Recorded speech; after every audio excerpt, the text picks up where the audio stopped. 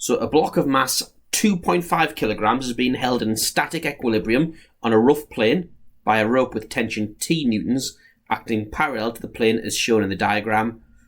The coefficient of friction is mu equals 0.2. There's the diagram there. Find the range of values that T could take for the block to remain in equilibrium. So there's a trick to this. There's a little bit of a twist. It's not as easy as you first think, because depending on what the value of T is, T could be pulling hard enough to make this block here be moving up the slope, in which case friction acts down the slope, or the block could be on the point of sliding down the slope with T just holding it in position, in which case the friction acts up. So we need two diagrams, one showing each situation. So two diagrams there. The first one, I'm going to say the particle's about to slip up the slope, and this one here, I'm going to make slipping down the slope.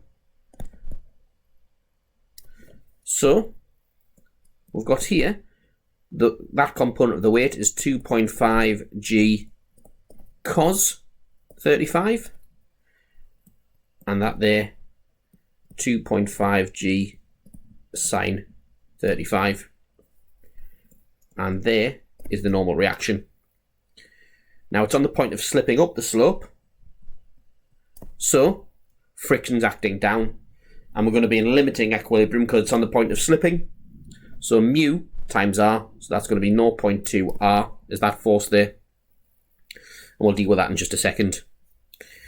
When it's on the point of slipping down the slope, when T's giving just enough force to hold it in position, but not trying to move it up the slope, again, 2.5 g cos 35, that doesn't change, nor does r.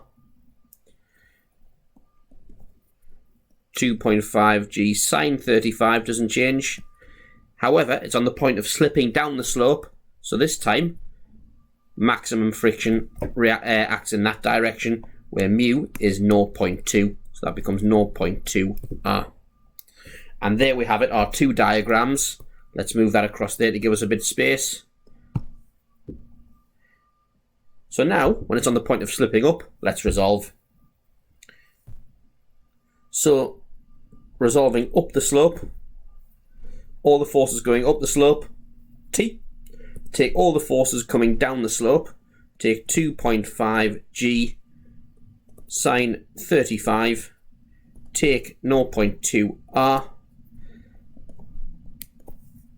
and it's just been held in equilibrium, so they're equal to 0.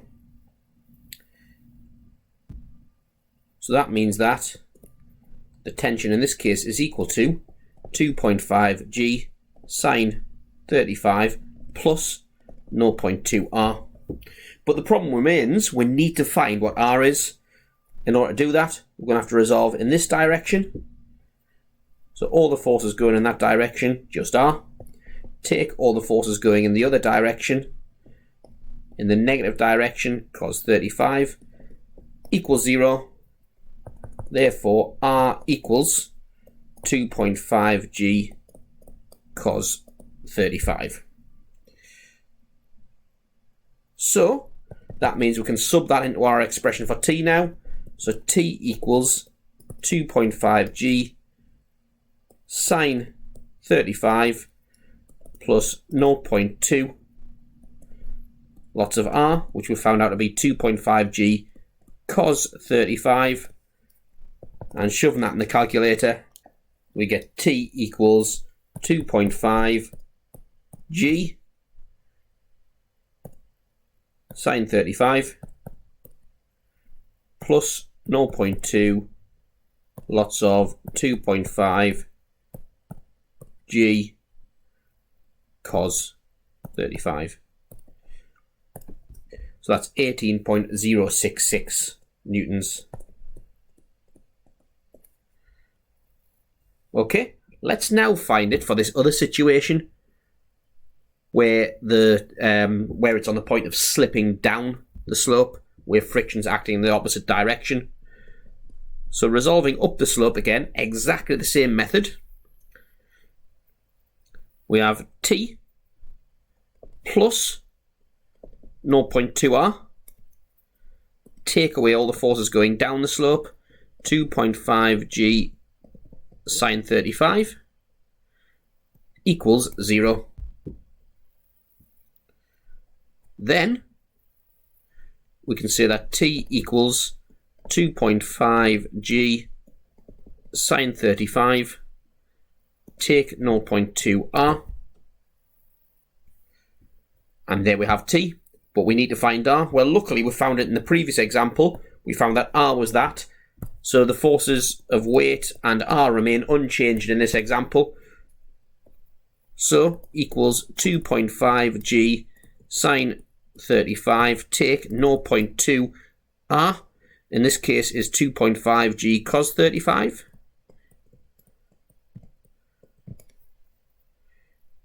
which is equal to, and notice it's exactly the same as before except with a minus sign between the two terms, 10.039 newtons. 10.039 newtons.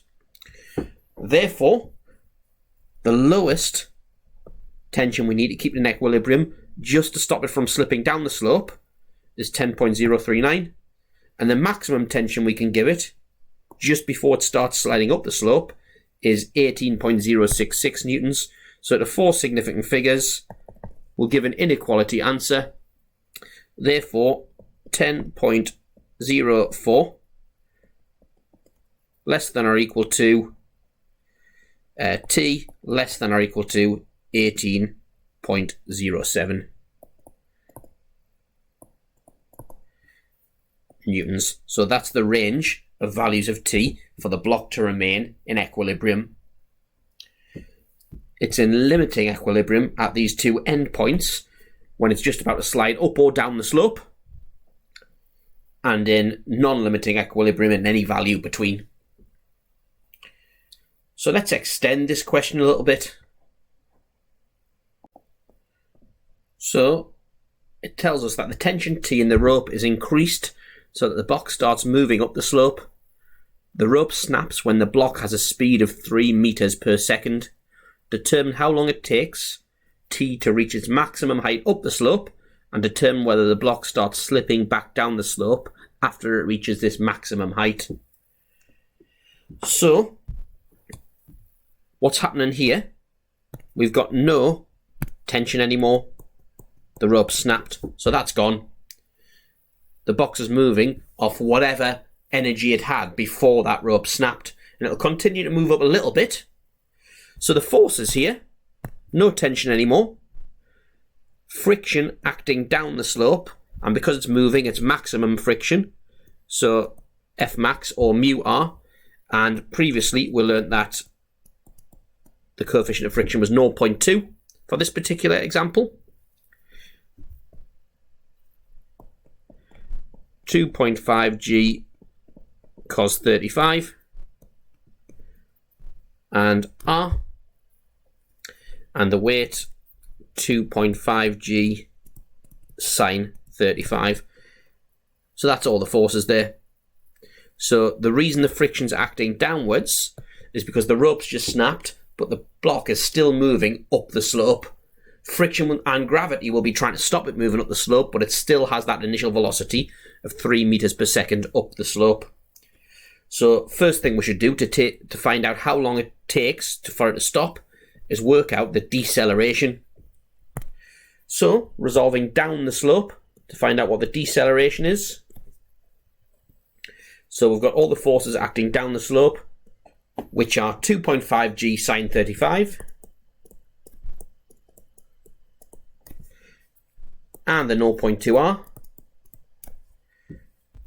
Take all the forces acting up the slope, there aren't any, equals mass times acceleration. But now to work out that quantity we need to find r. So just like we did before, resolving perpendicular to the slope, r take 2.5g cos 35, and it's not accelerating into the air or sinking into the slope, so that's equal to 0. Which means that just like in the previous example, r equals 2.5g cos 35 newtons. Right, we can put that in now and try and find the acceleration, which means that 2.5 g sine 35 plus 0.2 times r times 2.5 g cos 35 is r equals 2.5 a. So now that gives us that a equals,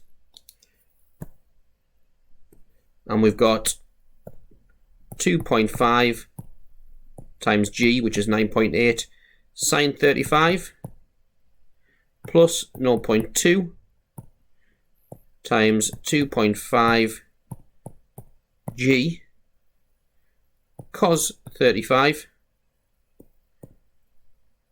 all divided by 2.5 equals 7.2266 meters per second squared. 7.2266 meters per second squared.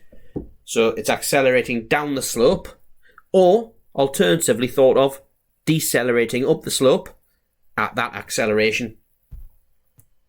So now to find out how when it reaches its maximum height, i.e. when its velocity is 0, S-U-V-A-T. So we know that u is, and if we take up the slope, it'll be positive, u is 3. We want when v is 0, and we know the acceleration down the slope is 7.2266. So minus 7.2266, because it's acting down the slope, and we've decided that up the slope is positive. So the time we want to find, so that means that we use v equals u plus at, which means that that 0 equals 3 plus a t, which means that t equals minus 3 over minus 7.2266 equals, so minus 3 over minus 7.2266 equals 0.4151 seconds. 0.4151 seconds it takes to stop. So it's stopped now. We want to know if its weight is enough to make it pull down the slope, or if friction will win.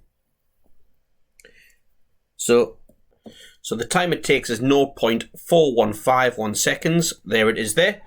And now what it's asking us to do is determine whether the block starts slipping back down the slope after it reaches the maximum height. So when it reaches the maximum height, which is what we worked out here, 0.4151 seconds after the string snaps, it's going to want to slide back down the slope again, but it might not be able to, because when it starts sliding down the slope, remember friction opposes motion, friction is going to be acting in the opposite direction. Friction will actually be acting this way, up here.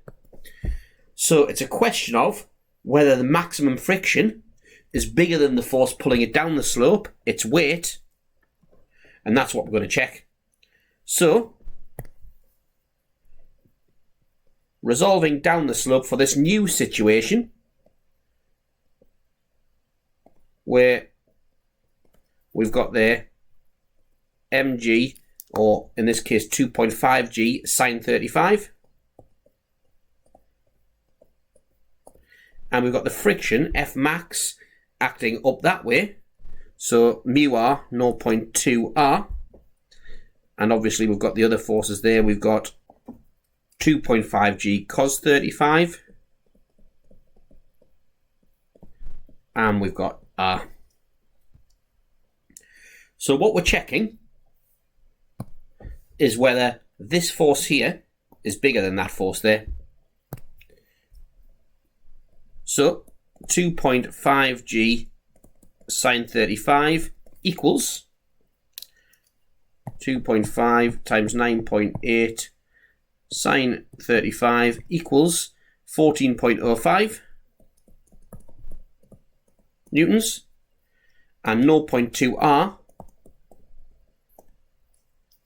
equals Well, we learned what R was earlier. It's 2.5g cos 35 equals 0.2, 2.5g, make that look more like a g, 2.5g cos 35 equals, and let's see, so 0.2 times 2.5g cos 35, close bracket, is 4.01 newtons.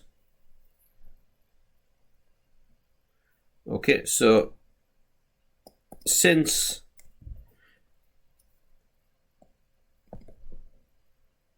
the weight down the slope, which was 14.05 newtons, is bigger